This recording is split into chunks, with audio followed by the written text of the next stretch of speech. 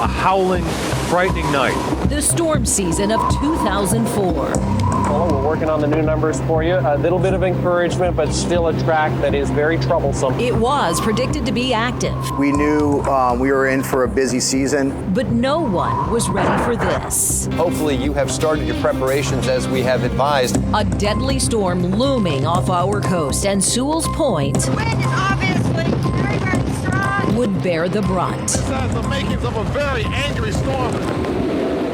We're getting hammered out here. Homes and buildings ripped apart. Others flooded out. And then the more further we walked down, it was getting higher and higher. And I opened the door and everything was just floating around. Now, all of this, what you're seeing here and throughout this mobile home park, this is all debris. Chairs, couches, this is all from Frances, and it litters this entire street right here. In the aftermath, tens of thousands face the long, grueling task of piecing together their lives.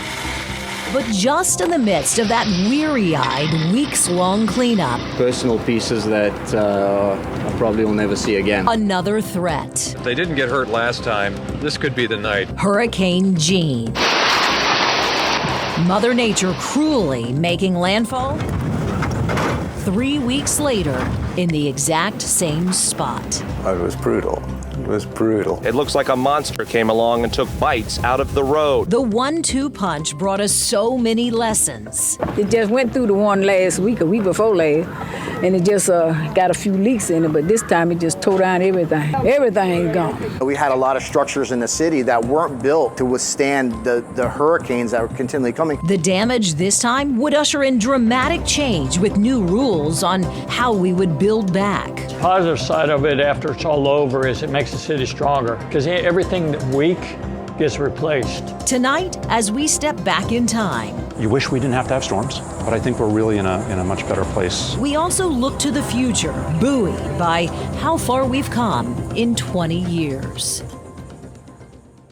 Hello, everyone. I'm Shannon Cake. And I'm Steve Weagle here at the beautiful Fort Pierce Marina, an area like so many others along our coastline that was ravaged by not one, but 2 hurricanes back in 2004, 20 years ago. That's right. While those 2 storms deeply impacted our area, it was really the season of hurricane fatigue, if you remember.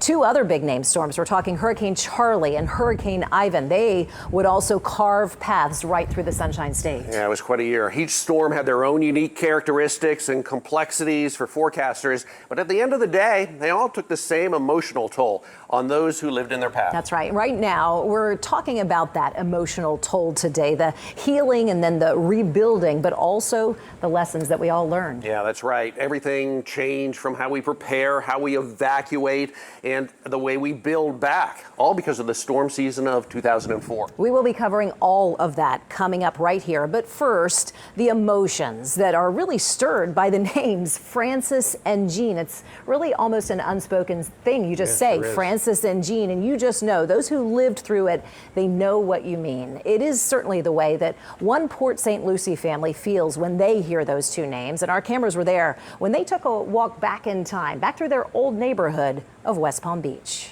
We knew, oh my gosh. It's a tough memory that just won't fade for so many South Florida families who called Pineapple Park home. We came back to our street, we parked the cars here when we noticed water here, and so we already knew. Though the storm was 20 years ago, for Migdalia Castro, her daughter Priscilla, and her youngest Zoraida, the images are still fresh. And then the more further we walked down, it was getting higher and higher. Luckily, their family had evacuated their home in this quaint old Florida neighborhood as Frances was threatened. It was scary. Yeah, it was really scary. Whirlwinds.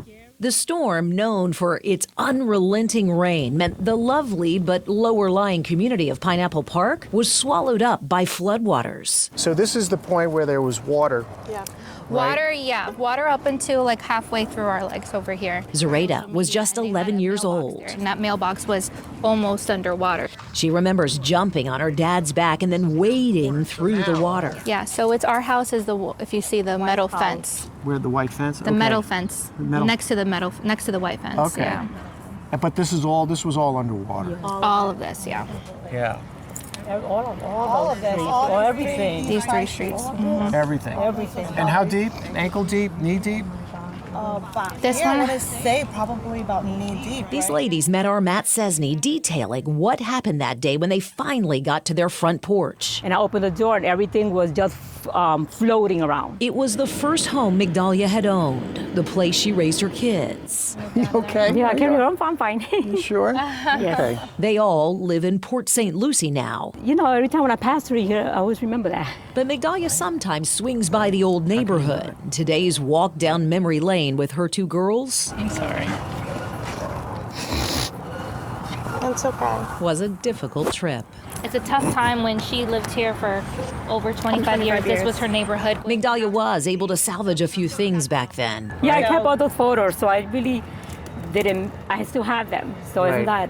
Yeah, I kept the sentimental stuff. But like most who lived on this street, most everything they owned inside their home was destroyed. After all the water subsided, all the homes in the street, all the furniture was outside.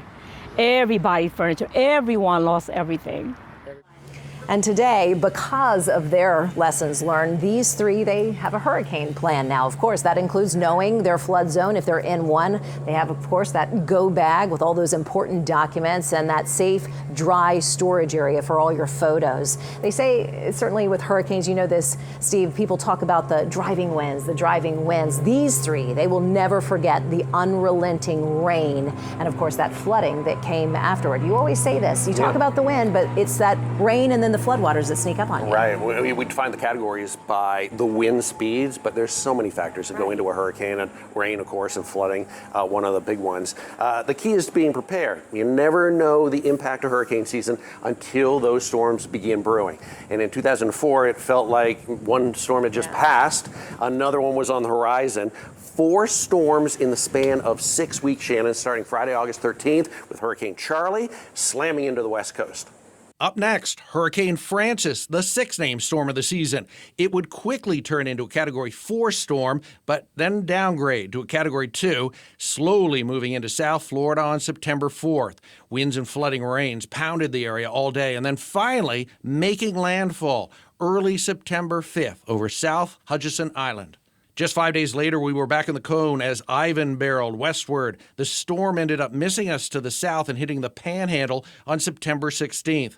At the same time, another approaching storm, Jeanne, with eyes set on South Florida again.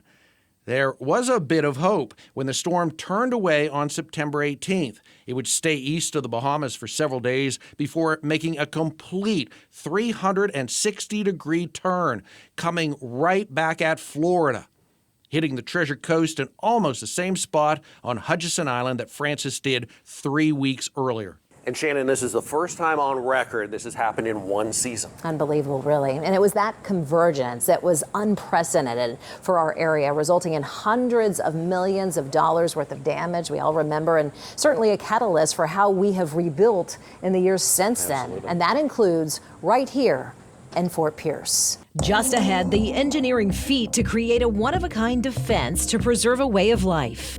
We literally had water running down the walls. We had a power line that ran in front of our station where we couldn't get out. Plus, how the storm season of 2004 changed the architecture of an entire fire department and police force, and the improvements to the critical forecasting tools we now use today.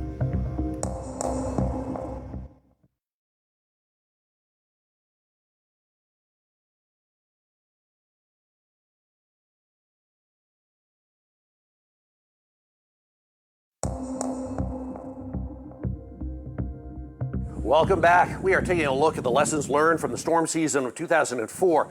Hurricanes Frances and Jeanne specifically. They didn't just rip apart homes and businesses. Law enforcement and fire departments also fell victim to Mother Nature's fury that year. But as first responders know all too well, after every passing storm comes really an opportunity to learn and improve their response for the next one headed our way. It was really true for one fire department in particular, as those lessons now provide a valuable roadmap today.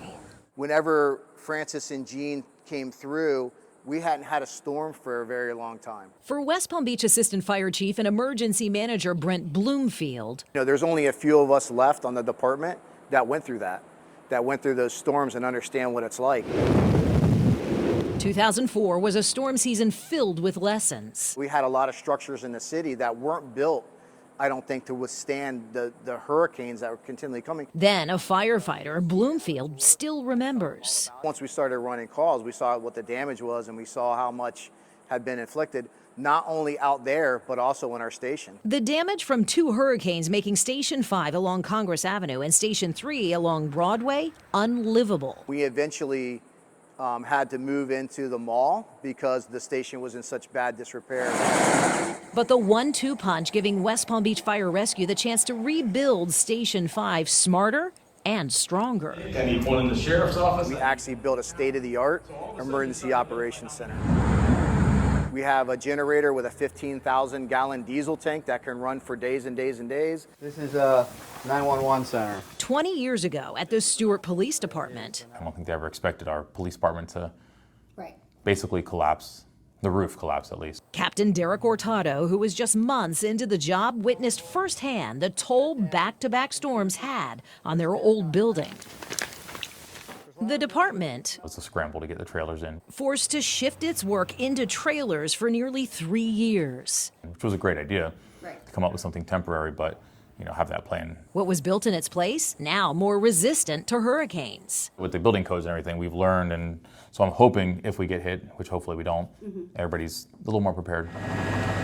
Systems once non-existent, now protocol, bolstering the mission to protect and serve. And for Bloomfield, it feels like yesterday in some ways, but in some ways it feels like a million years ago. His firsthand on-the-ground experience of that 2004 season, now wisdom for the next generation. Because that's the most important thing, is passing that history on so that we don't repeat those things and that we do better moving forward.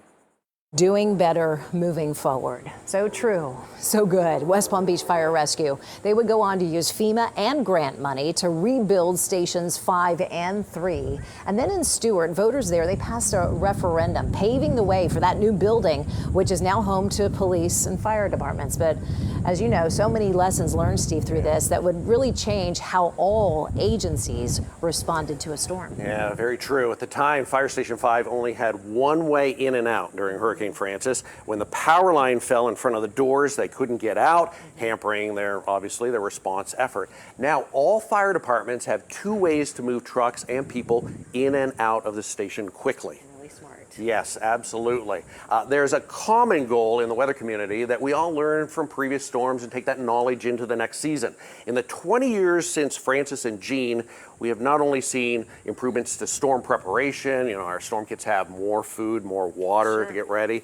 We've also seen dramatic improvements in technology, advances that let us warn the public faster and more effectively. Millions evacuated in Frances and Jeanne who didn't need to.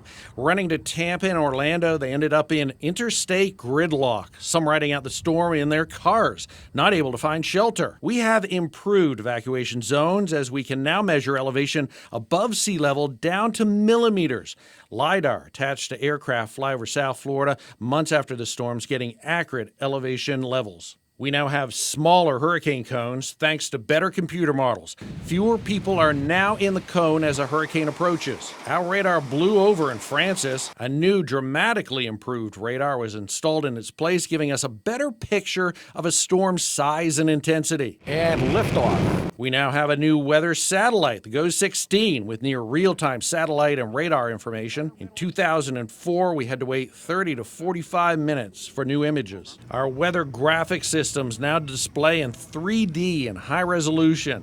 In 2004, graphics were basic and limited to what they could show. Probably the most dramatic change for viewers is how they receive the information when a storm hits. Good evening, everybody. Laurel Sauer and I are joining you now. In 2004, it was TV until the power went out. Then everyone resorted to local radio.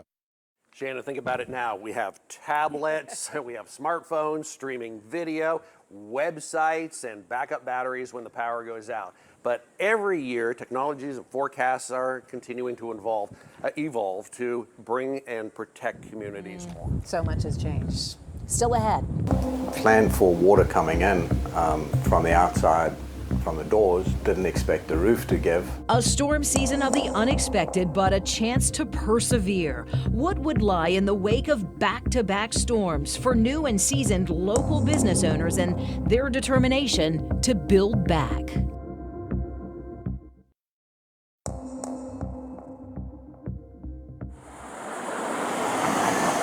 Tucked away in a nook on North Hutchinson Island sits a beachside restaurant and bar serving up a little slice of local history. It's been here since 1947.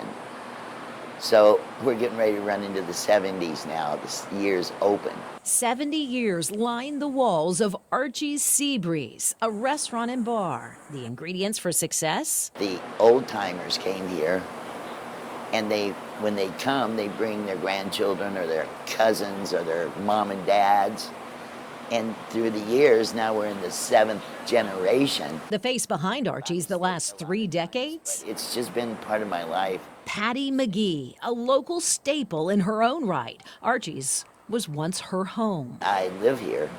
I lived upstairs, and it's an apartment that Archie had built. But in 2004, that all changed. Hurricanes Frances and Jeanne.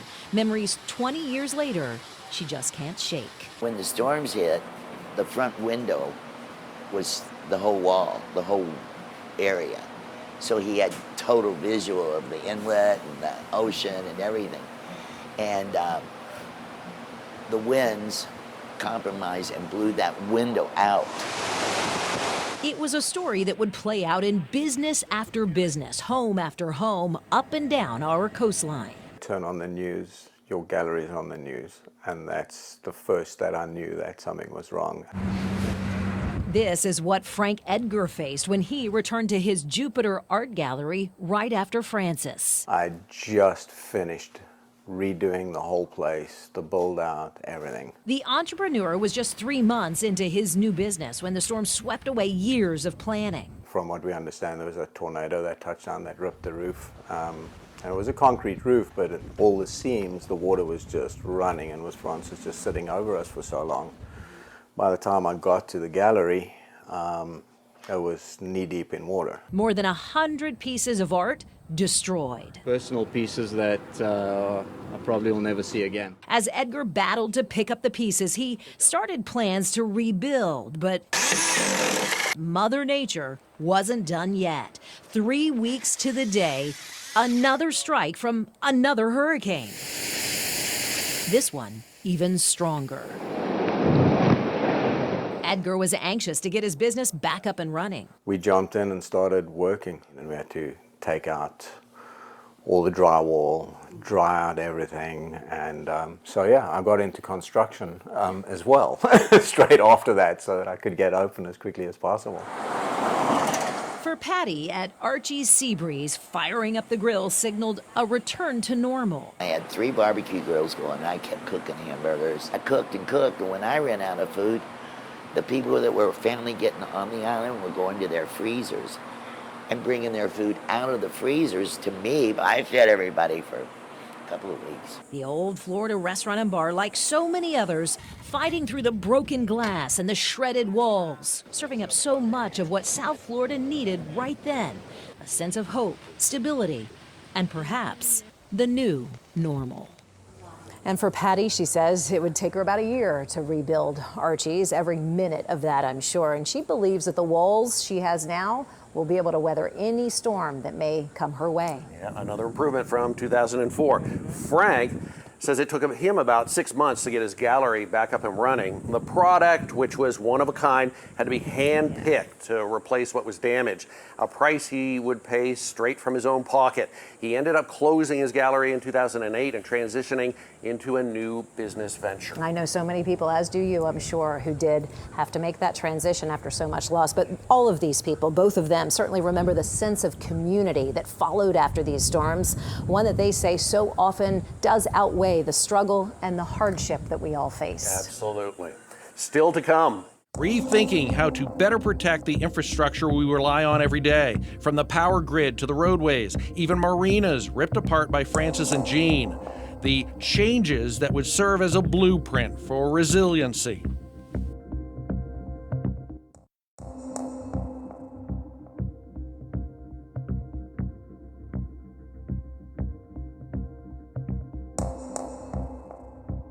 Welcome back. We're here at the beautiful Fort Pierce Marina just behind us, and certainly no one who lived through that storm season of 2004 can ever forget the images, the damage inflicted on this marina behind us. Yeah, it really was shocking, Shannon. Storm surge so powerful, boats and docks were pushed a couple of miles inland, scattered across US 1 and beyond.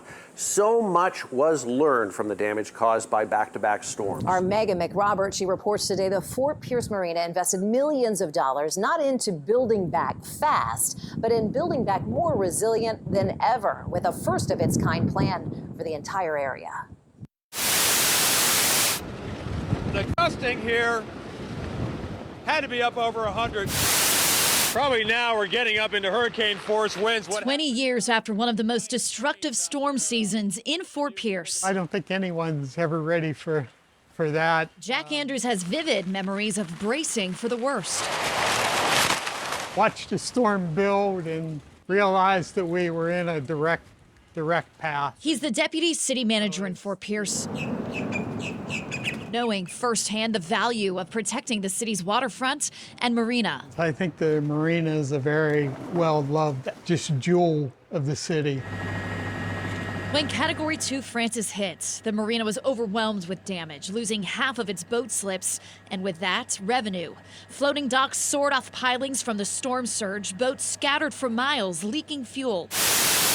And again, you've got to figure the folks who own boats tonight, crossing their fingers, if they didn't get hurt last time, this could be the night. Only for cleanup to be quickly interrupted by Hurricane Jeanne, slamming the same area in a matter of weeks. Memories of just a few weeks ago when 77 boats, many of them luxury boats in that marina, went to the bottoms. And so began the costly but critical conversations of how to prevent this from ever happening again. We had to go back and try to figure out what was best for the city of Fort Pierce, what was best for the marina long term. Dean Kubicek is the marina manager and says protecting the marina from future storms took a first-of-its-kind approach, using nature to strengthen the waterfront and boost its beauty. It would become a $33 million rebuild to include building these man-made barrier islands in the Indian River Lagoon to protect the coastline from storm surge, engineering every detail from the size of the rocks to the type of sand and placement of mangroves. We wanted to utilize nature to rebuild back. The marina also doubled down with its own upgrades. Not only do we have the island protection, but the floating docks have wave attenuators all the way around them. So with that, we've created a double protection within the marina harbor and within the marina, which is very unique as well. The final product took more than a decade to complete. A worthwhile wait to now have some of the best waterfront protections on the Treasure Coast. The positive side of it after it's all over is it makes the city stronger because everything weak gets replaced. An incredible feat for sure. And the result, as you can see, now a destination for those living and visiting the Fort Pierce area. Absolutely. And while time was on the side of those rebuilding the marina here, it was a race against the clock to fix those storm-ravaged roadways. Yeah, it sure was. From highways to coastal scenic drives, roads would cave in, others would buckle and break under the wrath of Frances and Jeanne, leaving engineers, county and city leaders grappling to find a way to repair and rebuild quickly. When the world watched their TVs to see the damage from Hurricane Frances and Jeanne, much of what they'd see was from the landfall spot in Martin County. It was scary because everybody had to evacuate. Sailfish Point was shut down. They made you leave.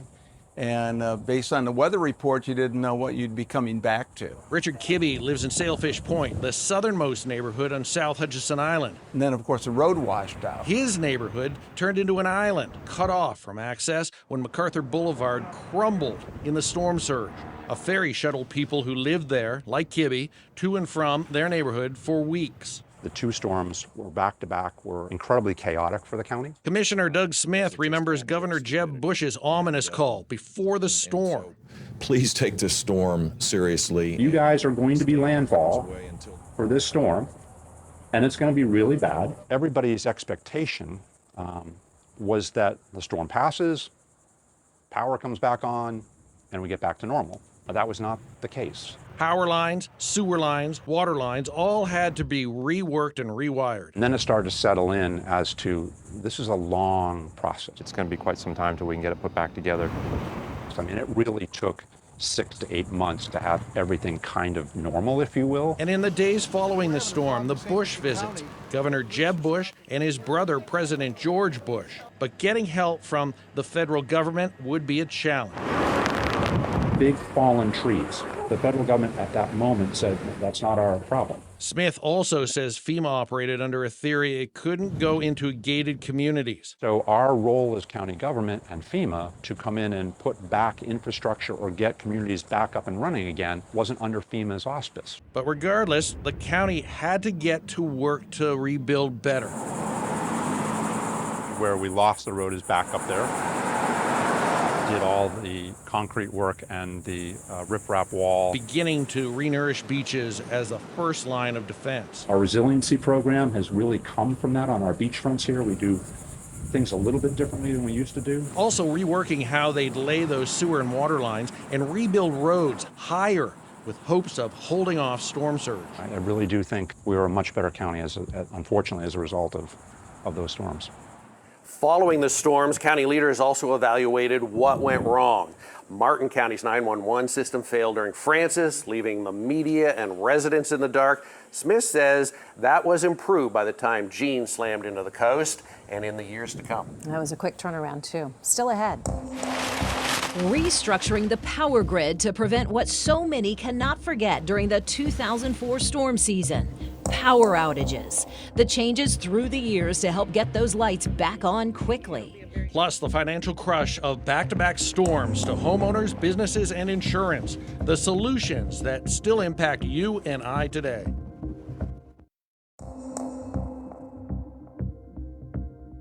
The 1-2 punch that came with the storm season of '04 dealt a significant blow to a lot of structures up and down our coastline. The most significant hit probably to those homes and buildings that were built pre-Hurricane Andrew. That toll, it not only impacted property owners, but also insurance companies too. Both the companies and homeowners, they really struggled under that financial crush from the 1-2 punch of the storms. Yeah, they sure did. Matt says he takes a closer look at the issues, the solutions, and changes that still affect homeowners today.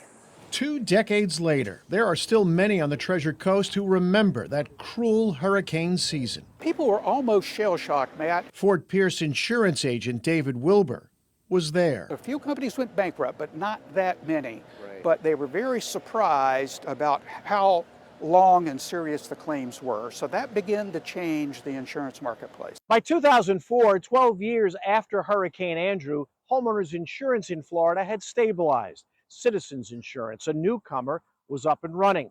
But no one would be able to imagine what 2 storms back-to-back would do. And the biggest impact came on homeowners hit with paying a deductible twice, one for each storm. That's when we realized that, people can't afford, the deductibles. Tom Gallagher was Florida's first chief financial officer back then and remembers visiting one homeowner with then Governor Jeb Bush. He had a house that was worth $375,000, something like that. He made $75,000 a year, and there was no way he could handle 2 deductibles. And he had about $50,000 worth of damage, and he wasn't sure which storm caused which, because nobody knew. Gallagher says Tallahassee had to set up a fund to help homeowners pay those deductibles before eventually changing the law to 1 deductible a season.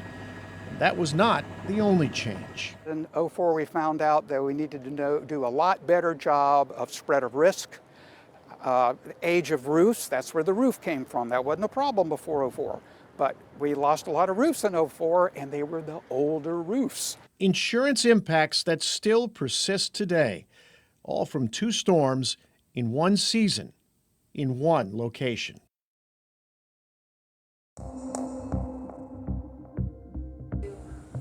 It is one big thing that so many people remember about hurricanes Frances and Jeanne, even 20 years later, the power outages. Yeah, it was really surreal, I think sums it up. After Frances, some saw their power restored quickly, others would wait days. And just as the power started to come back on, Hurricane Jeanne arrived, again plunging thousands into darkness and taking weeks again to restore power to everyone. I had a chance to sit down with the Vice President of Power Delivery for Florida Power and Light, Steve. He assured me certainly big lessons were learned from 2004 and that changes have now been made, and the chance for those long wait times to get your power back on has really diminished.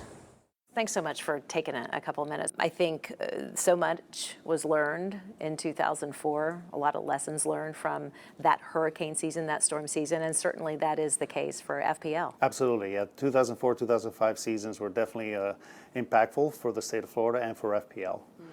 And we've had a lot of lessons learned since then. The Florida Public Service Commission actually launched responses to that in hardening programs for all the utilities, and we've been busy at that, improving our resiliency. So when you talk about infrastructure, are we talking power lines, poles, the grid itself, all of it? Yeah, that's correct. We've got a comprehensive transmission and distribution, which are the two main parts of the electrical infrastructure, and we have hardening programs on both of those sides. We know the story in 04 was there was this long stretch of time that a lot of customers, residential customers, had to experience without power. 2.5 or 3 weeks, I think, was the longest stretch. Any anticipation that that could occur again? Well, first of all, obviously, we've been learning from across every single year from every storm, and we build that into all of our preparations and all of our response plans. We've been investing in undergrounding and hardening our main power lines. We've actually 3/4 of our main power lines are either hardened or underground as we sit here today. We're also doing a lot of selective undergrounding in neighborhood power lines, and that's going to be a more of a long-term project. We've actually put 2,000 of those programs in place since 2018, and adding a lot of the smart grid equipment also that allows us to not only get ahead of the outages, but also be more efficient in our restoration after the fact. So there's been a lot of improvements in the grid since then. Obviously, no system is storm-proof, so what those investments will do is allow us to restore power faster after a storm. What is smart grid technology? Boil it down for the general consumer, and why is it so important to your day-to-day operation, but certainly in the face of a storm? We've been able to add over 200,000 intelligent devices to the grid. These are devices that are sensing conditions out on the power grid. A lot of the times they can actually tell us in advance of an outage that equipment is starting to fail, and we can actually get ahead of that and do it on a planned outage as opposed to having something that impacts our customers unplanned. This equipment, it all comes back into our diagnostic centers, and it allows us, our operators and our operating centers, to have the information. So not only does it get ahead of outages, but also allows us to restore power faster, allows us to reroute power whenever there's a problem on a particular line, and get our customers restored quicker after a storm. This is new since 04. This is since 04. We really have amplified a lot of the investments there, probably since 2018. Is when we've been able to start a lot of these diagnostics and all of the smart equipment that we put into our grid. So day-to-day critical, but in the face of a hurricane, how does it help you specifically? It definitely helps us in a hurricane. We allow all of the sensors to operate through a storm. It allows us to prevent outages. We've actually, since 2011, prevented over 13 million outages with this equipment. One of the storylines also was linemen, just boots on the ground and getting them in. Has that been resolved? Do you have a better handle on manpower? Surely. We've learned a lot of lessons. We learned not only from our own activations from hurricanes here recently, as well as from those that happen outside of Florida. One of the key things that we've done is we now pre-position a lot of those resources in the state, even in advance of the hurricane. So we'll bring crews in from out of state if it's the right thing to do, to amplify the ability that we have with our in-state crews to restore service. So it's putting them in locations where they're safe out of harm's way, and they can actually get out of the right into the restoration as soon as the winds die down. Mr. De Verona, thank you so much for your time. I appreciate Absolutely, it. thank you. Good to meet you. Yep. And one thing he mentioned to me, Steve, and a good reminder really for all of us, but especially our newer residents who've just come to South Florida. Right after a storm, there's that tendency to rush outside, assess the damage, but there could be a power line down due to those high winds in your yard or in your neighborhood. You need to be careful that there are no live wires. You can, of course, call FPL if you see one, but keep in mind they have that technology and it lets them know what communities have been affected, so they'll tend to know in advance whether or not you have an outage already. Yeah, it's great advice. We're finding lately that more injuries and fatalities happen after the storm passes rather than during the storm.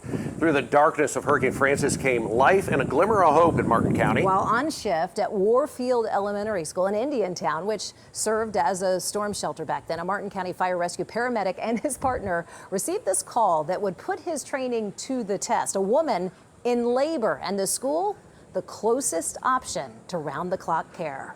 Here is the storm, and you can see that the rain is now going to come to an end in Stewart. You're entering into the eye of the hurricane. As Frances's eye moved over the Treasure Coast and the winds would die down, Lucky me. Daniel Juver and his partner got the call from dispatch. The unit was going to pick up a lady who was in labor, and they had said that they can't make it all the way to the hospital. Go to the table right outside that door. The storm shelter, their only option. And when she arrived, And I remember it was another partner of mine. He had said that the woman was in labor, but you'll be fine. I don't think she's going to deliver. She's got a ways to go. setting her up as comfortable as he could, Juver would spend the next few hours writing down every contraction. And with time on his side, or so he thought, Juver would send his partner to check on a sick child. Probably 5 seconds after she left the room, it just sounded like somebody kicked a cup of water over, and I heard water, and I was like, you got to be kidding me. And I looked over and her water broke. With a team of Red Cross volunteers at his side. The baby came out, I delivered. But the baby's not breathing, is blue. And it felt like a couple seconds of registering what's going on. And I didn't have anybody there to help me. His training now in motion. And with the help of volunteers. Start wiping the baby off, suctioning out the baby and the nose and everything. And then baby started crying. The sound a relief. And for his partner. And the first thing she said is, you gotta be kidding me. I missed it. Because she wanted to be involved and do some of the delivery, but she missed the whole thing. For Juver. I haven't been in contact. I don't know. He's got to be 20 years old now. It'd be nice to see him. Now, some in the shelter suggested that mom might name the baby after him, but again, he wasn't able to get a chance to learn the baby's name, unfortunately, in this case. Now, 20 years later, as you heard, he does hope one day he might meet this young man. Let's hope he gets that opportunity. I hope so. We'll be right back. I'm Brian Lawler. I was the Vice President and General Manager of WPTV back in 2004. As Hurricane Frances approached the coast, it sort of just stalled and sat there, sort of for like 24 hours. And it just pummeled us with rain and winds 70 to 100 miles an hour for almost 24 hours. And during that time, we wound up having some part of the interior part of our roof was breached. And as a result of that, we just started taking on a lot of water. And we were sort of managing it for a while, but it was raining so hard that it started to become a problem. There were a couple times where we did gut checks with each other. All right, we good? You worry about the journalism, we'll worry about the building. It's our job to keep you on the air, and it's your job to stay focused on telling the stories and serving the community. And I think we're really proud that we were able to do that. As we close, a story we really haven't shared very often because as journalists, the story should really never be about us. But today, we are sharing a few rarely seen photos with all of you from inside our studios in downtown West Palm Beach the night that Frances hit. Yeah, a little perspective here. More than 1 million people were in the dark across South Florida, and the voices of our meteorologists. That was really the only connection many of you had at home as you were getting updates about the storm by battery-powered radio. Take a look at this photo here. It was taken of our news team gathering in the center of our newsroom that night. We were getting word from our managers in that moment that there was a very real chance that we might have to evacuate our building in the middle of the night at the height of the storm. We didn't tell you about this at home at the time, but the winds had ripped off part of our roof and water was pouring in from every corner of our building. We were literally fighting to stay on the air. Water was flooding into our control rooms, running down staircases. Light fixtures were wet and dripping and literally dropping out of the ceilings from above. Yeah, there were times where we weren't sure we were actually going to be able to stay on. It was a battle and a big decision to keep our teams in place and stay on the air. That night, our general manager placed this life preserver on our assignment desk, which sits right in the center of our newsroom here at WPTV. It served as a symbol of a resolve that night, and for many years it stayed there, serving as a reminder of what our mission is and should be every single day. Our business is certainly filled with exciting news stories, your weather forecast, of course, being one of them. But at the end of the day, the stories that we cover are about you, helping you make choices that will keep you safe, save you money, or navigate your life in general. This life preserver really reminds us at WPTV of that mission, to fight for you through every single storm, every single story that we share each and every night. Well said. Whether it's an afternoon storm that pops up or a major hurricane, we know you are counting on us to get accurate information. So thank you for that trust, and thank you for your time as we look back at two storms that changed our communities and indeed South Florida forever. On behalf of all of us here at WPTV, thanks so much for joining us.